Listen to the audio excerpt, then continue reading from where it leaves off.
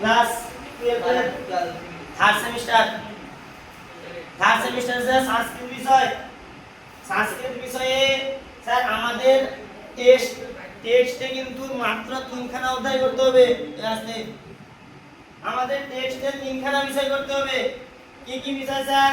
Sir একটা আছে গদ্য, একটা পদ্য, আর একটা আছে দৃশ্যকাব্য অর্থাৎ কাব্যের আকারে নাটক। ঠিক আছে? আচ্ছা স্যার প্রথম চ্যাপ্টার রাজবহন চরিতম। স্যার এই রাজবহন চরিতম একটা অত্যন্ত শিক্ষণমূলক, ঠিক আছে, প্রেম সম্পর্কিত গদ্য। আচ্ছা এই রাজবহন চরিতম থেকে 5 নম্বরের প্রশ্ন থাকবে। রাজবহন চরিতম থেকে এটাও 35 নম্বর। রাজবহন চরিতম থেকে 5 নম্বরের প্রশ্ন থাকবে। 2 হচ্ছে যোগ কর্মসু কৌশলম। ঠিক আছে স্যার ভগবান শ্রীকৃষ্ণের শ্রীমদ্ ভগবত গীতা কর্তৃক, ঠিক আছে, যোগ কর্মসু কৌশল মহামত ভগবত গীতা থেকে গৃহীত হয়েছে। এই যোগ কর্মসু কৌশলে মানুষ তার জীবনে 3খানা অধ্যায় 3খানা জিনিস, ঠিক আছে, মানুষ তার জীবনের 3খানা জিনিস সম্পর্কে ধারণা লাভ করে। একটা হচ্ছে প্রথম হচ্ছে আত্মা অবিনশ্বর, ঠিক আছে, আত্মাকে সৃষ্টি করা যায় না, ধ্বংস করা যায় না। 2 হচ্ছে নিষ্কাম কর্মফল, ঠিক আছে, মানুষ তার জীবনে প্রত্যেকটা ধাপে যে যে কর্ম করেছে সেই স্বরূপ তাকে ফল কিন্তু ভোগ করতেই হবে স্যার। ঠিক আছে? আচ্ছা তারপরে আছে দুর্বাসার অভিশাপ।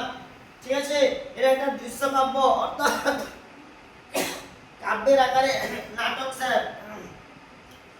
ঋষি দুর্বাসা অত্যন্ত ক্রোধিত অবস্থায় শকুন্তলার প্রতি যে অভিশাপ প্রদান করেছিলেন, সেই অভিশাপ প্রদানের কাহিনী কিন্তু এই দুর্বাসার অভিশাপ থেকে নেওয়া হয়েছে।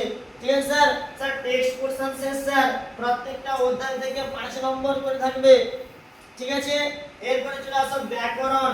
স্যার ব্যাকরণে একদম 3খানা পার্ট, তোমাদের 3খানা পার্ট আছে।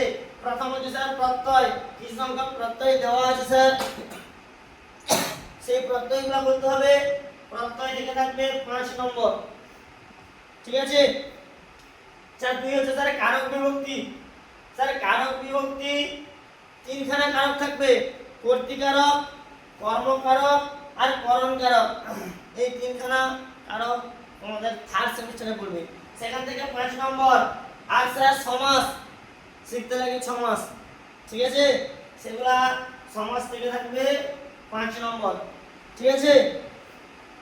আর তার বাদ দিয়ে সংস্কৃতে যে জিনিসটাকে তোমরা সবথেকে বেশি অপছন্দ করো সেটা হচ্ছে সংস্কৃত ভাষা সাহিত্য অর্থাৎ সংস্কৃত সাহিত্যের ইতিহাস। এই সংস্কৃত সাহিত্যের ইতিহাস থেকে 10 নম্বরের সব প্রশ্ন থাকবে।